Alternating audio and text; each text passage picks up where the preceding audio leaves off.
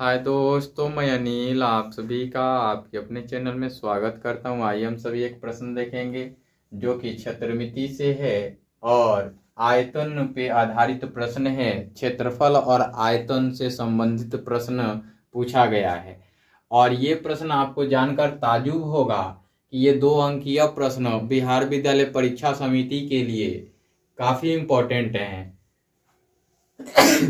मैं आपको बताऊं कि ऐसे प्रश्नों को सॉल्व करना काफी आसान होता है और इस टाइप के प्रश्न बार बार पूछे जा सकते हैं। केवल थोड़े से शब्द परिवर्तन किए जाएंगे, नए प्रश्न बन जाएंगे, या थोड़ा सा डाटा परिवर्तित किया जाएगा और नए प्रश्न बन जाएंगे। मैं आपको वो भी डाइवर्सिटी बताऊंगा। पहले प्रश्न को हल करके हम सभी सीखते हैं, ठीक है ना। तो आइए देखते हैं प्रश्न क्या दिया है। कहता है किसी ठोस घनाभ जिसकी विमाएं अर्थात भुजाएं 9 सेमी 11 सेमी गुणा में दिया हुआ है और 12 सेमी। ऐसा इसलिए दिया गया है कि मैं बताऊंगा कि इसका औचित्य क्या है।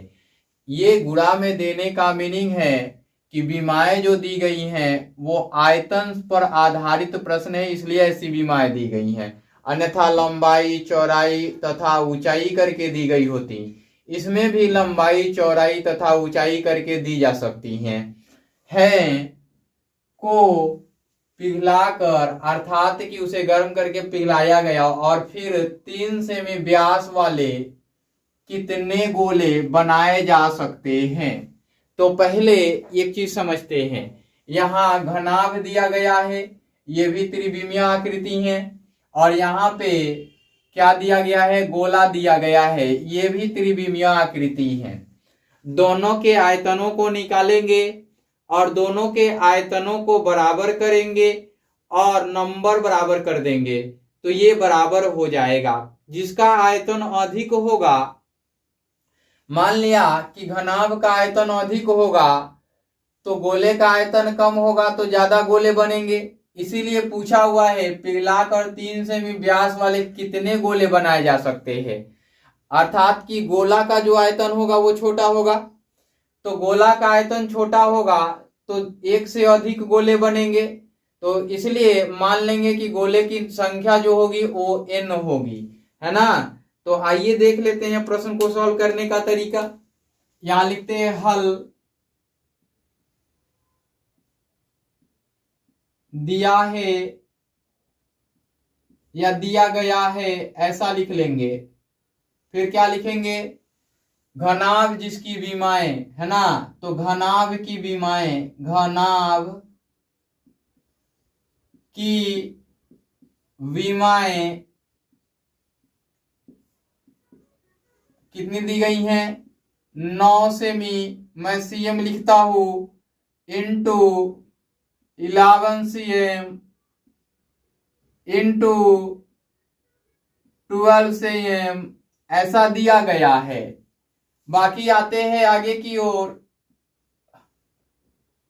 गोले का व्यास, गोले का व्यास कितना दिया गया है, 3 सीएम दिया गया है। पूछा क्या गया है, कितने गोले बनाए जा सकते हैं। तो गोलों की संख्या बराबर, गोलों की संख्या बराबर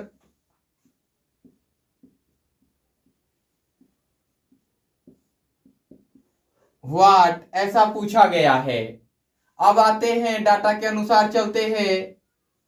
अब पहले हम अलग अलग निकाल लेंगे या डायरेक्ट प्रश्न से चल लेंगे। यहां पे आप डायरेक्ट चलेंगे तो भी हो जाएगा, अलग अलग निकालेंगे तो इक्वेशंस 1 2 मान लेंगे। तो मैं दोनों तरीका से बताऊंगा आपको। अकॉर्डिंग टू प्रश्न पहले बता देता हूं, फिर आपको बताऊंगा कि प्रोसेस में आएंगे तो अलग अलग कैसे निकालेंगे, ठीक है ना। चलिए, हमने यहां से अकॉर्डिंग टू क्वेश्चंस कर लिया, है ना। अब अकॉर्डिंग टू क्वेश्चंस चला तो घनाभ का आयतन, घनाभ का आयतन बराबर बराबर गोले का आयतन करते हैं, गोले का आयतन करते हैं और गुणा गोले की संख्या,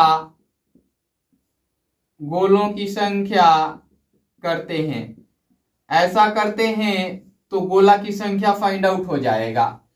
अब देखिए यहां पे चूंकि करके हमने लिख दिया, या करके लिखा, घनाभ का जो आयतन होगा लंबाई गुणे चौड़ाई गुणे ऊंचाई, तो लंबाई चौड़ाई ऊंचाई की बात की ही नहीं गई है, डायरेक्ट इनकी बीमाएं दी गई हैं। तो बीमाओं का गुणनफल हम लिख सकते हैं, यहां बीमाओं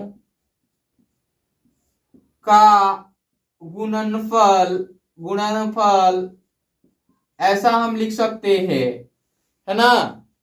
और गोले में लिख सकते हैं 4/3 पाई आर स्क्वायर लिख सकते हैं गोले का आयतन।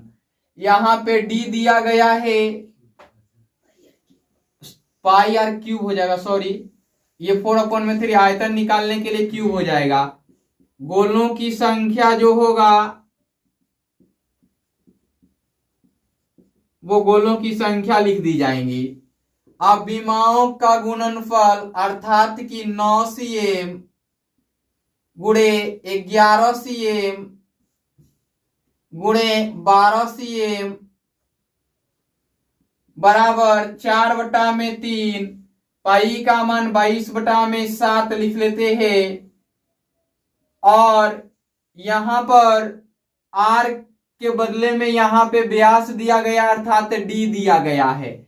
हम सभी जानते हैं कि d/2 होगा, तो 3/2 सेमी का क्यूब हो जाएगा इंटू गोलों की संख्या हो जाएगी। यही फाइंड आउट करना है। अब यहां आते हैं, हमें यहां से इसको इधर की ओर लाना होगा, है ना। तो इसका पहले कैलकुलेशंस कर लेते हैं, तब करेंगे तो अच्छा रहेगा। 9 cm इसको ऐसे ही लिखिए, 11 cm, 12 cm, 4/3, 22/7, 3 cm बटा में 2, 3 cm बटा में 2, 3 cm बटा में 2, ये होगा। बाकी गोलों की संख्या हो जाएगी, ये गोलों की संख्या हो जाएगी। एक स्टेप और लिख लेता हूं यहां, ये देखिए 2 2 4, 3 से 3 कैंसिल हो गया, है ना। अब बाकी यहां सीएम से सीएम कैंसिल हो जाएगा, आते हैं लेकर के इधर की ओर, है ना। ये सीएम, 1 सीएम नीचे आएगा, 3 सीएम आएगा, ऊपर वाला सब नीचे आएगा और नीचे वाला सब ऊपर जाएगा। ऐसा करते हैं तो 9 सीएम गुणे 11 सीएम गुणे 12 सीएम बटा में 22, इसको सीएम एक साथ कर लेते हैं, गुणा करके 1 सीएम लिख लेते हैं, 3 सीएम लिख लेते हैं, 3 सीएम लिख लेते हैं, यही लिख लिया हमने। और ये ऊपर जाएगा तो 7 गुणे 2 हो जाएगा, है ना। अब देखिए क्या करना है, सीएम से सीएम कैंसिल हो जाएगा, सीएम से सीएम कैंसिल, सीएम से सीएम कैंसिल। ये 9 काटने के लिए 3 और 3 9 होता है, तो ये 3 3 का 9 और 3 एकम 3, ये 3 कैंसिल हो गए। अब देखिए यहां 11 है, तो 11 दूना का 22 और 2 छंग के 12, 2 से 2 काट लीजिए, 12 छोड़ दीजिए, है ना। इसको बराबर करके हमने क्या लिख लेना है, गोलों की संख्या। क्या लिख लेना है, गोलों की संख्या। ये आपको समझाने के लिए मैं इतना टाइम ले रहा हूं, अन्यथा डायरेक्ट बनाना हो तो 2 मिनट काफी है इस सवाल के लिए, ठीक है ना। यहां मैं इसको करता हुए से अब देखिए 1 है गुणा में 12 है गुणा में 7 है, नीचे कुछ नहीं बचा हुआ है, यहां पे सब कट गया है ना। तो हम ऊपर की ओर लिखते हैं, या 1 तो लिखेंगे नहीं, 1 का गुणा करे भाग करे कोई फर्क नहीं पड़ता, 12 गुणा 7 लिखते हैं। तो 12 गुणा 7 बराबर गोलों की संख्या, गोलों की संख्या ये हो जाएंगी। अब ये गुणा करेंगे तो इसलिए गोलों की संख्या जो होंगी वो 84 84 होंगी, यही उत्तर हो जाएगा इसका। बाकी आइए, हमने कहा आपको कि 2 तरीके से बताऊंगा मैं, तो दूसरा तरीका भी देख लीजिए इक्वेशंस मान के कैसे बनाते हैं। बाकी उम्मीद करता हूं समझ आया होगा, नहीं समझ में आए वीडियो को बार बार रिवाइंड करके देखिए, अर्थात पीछे की ओर जा करके देखिए, बैक कर स्केप लगा करके।